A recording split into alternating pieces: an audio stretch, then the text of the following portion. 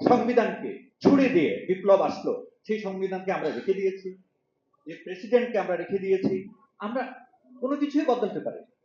So এই জন্য আমাদেরকে সমস্যাগুলো বুঝতে হবে, যে এই সমস্যা আছে, কিন্তু আমরা এটা থেকে বেরিয়ে আসতে পারবো না। আমি দুইটা কথা বলে শেষ করে দেই। জাতির মেরুদণ্ড হচ্ছে বাংলাদেশ সেনাবাহিনী।